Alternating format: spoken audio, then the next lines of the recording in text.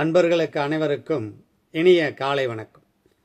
RMS astro அகாடமியின் வழியே தினந்தோறும் நாம் சந்தித்துக் கொள்வதும் ஜோதிடத்தை சிந்தித்துக் கொள்வதும் மற்றற்ற மகிழ்ச்சியை தருகிறது. இந்த சுபகோரியில் ஜோதிட விதிகளை தந்த என்னுடைய குருநாதர் உயர் திரு கரூர் நாகராஜ பிரியன் ஐயா அவர்களையும், ஜோதிட பாடல்களின் கற்பக விருட்சம் உயர் திரு கொடிக்கம்பம் ஜோடர் SP சோமசுந்தரம் ஐயா அவர்களையும், அவர்களின் குரு அருணாச்சலம் ஐயா அவர்களையும் வணங்கி, அன்னையும் பிதாவும் முன்னறி தெய்வம் என்கின்ற விதத்தில் என் அன்னை தந்தை அவர்களை வணங்குகிறேன். என்னுடைய தந்தை எனக்கு இட்ட ஒரு விதையாக இந்த பாரம்பரிய ஜோதிட பாடல் இருக்கிறது. நாளும் ஜோதிட நூல்களை அழுது கொண்டும் தொழுது கொண்டும் வாசித்து கொண்டே இருக்கிறேன்.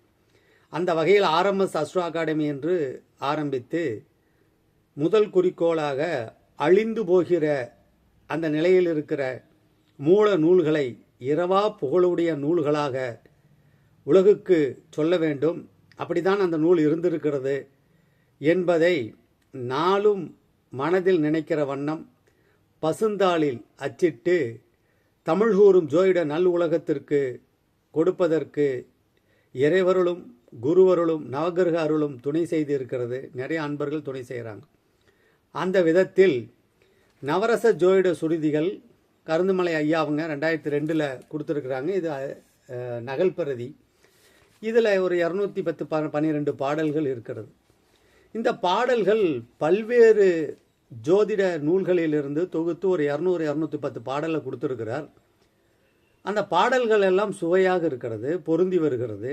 இந்த பாடலை படித்து விட்டோமானால் விதிகள் நம் கைக்குள் இருக்கும், நிதிகள் நமது பாக்கெட்டில் இருக்கும். ஒரு பாடலை சொல்லலாம்.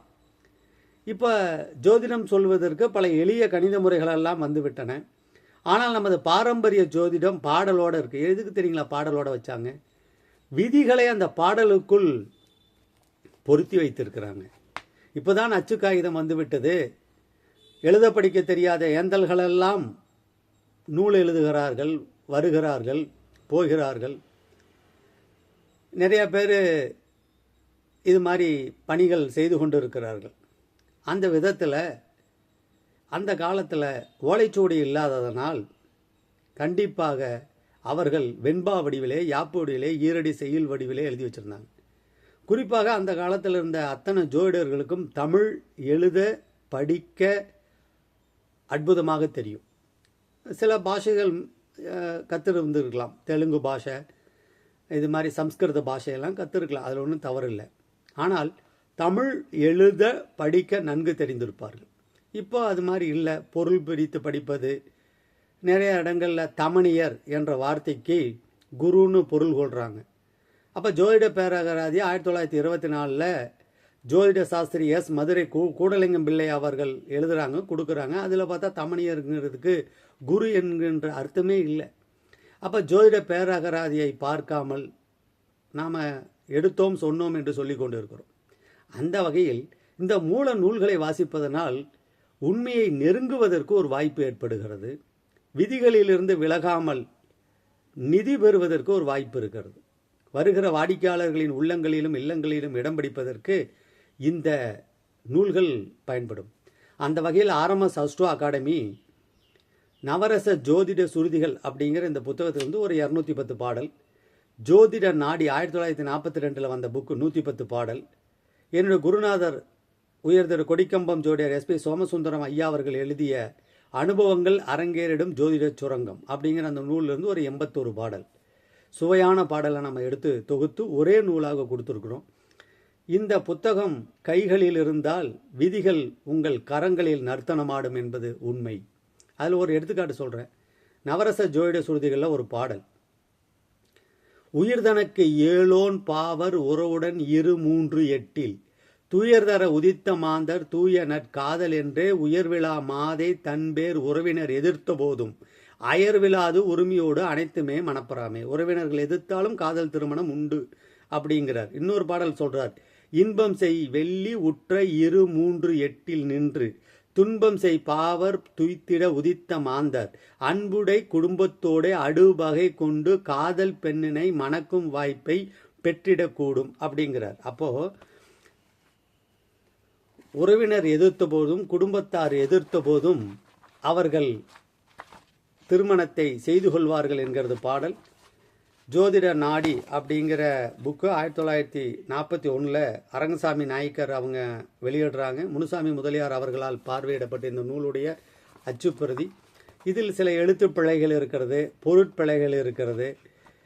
அதனால் நாம் கொஞ்சம் கவனித்து மறுபதிப்பு பண்ணியிருக்கிறோம். இதில் ஒரு சுவையான பாடல் 66வது பாடலாக வருகிறது. இப்போ நிறையா சகுனங்கள் நம்ம சொல்கிறோம். மரணத்தை பற்றி ஒரு அருமையான பாடல். எப்படி இதை எல்லாமே பாடல் சுவையாக இருக்குது. ஒரு எடுத்துக்காட்டுக்காக சொல்கிறேன். அந்த காலத்தில் பெரியவங்க எப்படி எழுதி வச்சுருக்காங்க அப்படின்னு.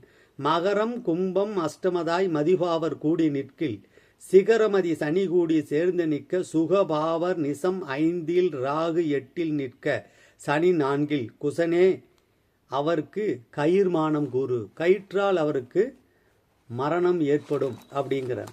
சிறைவாசம் செல்வோருக்கு ஒரு பாடல் இருக்கிறது.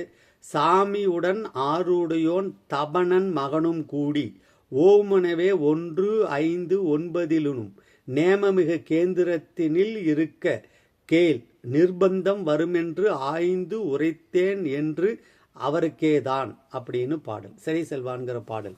இப்படி சுவையான பாடல்கள் எல்லாம் இருக்கிறது.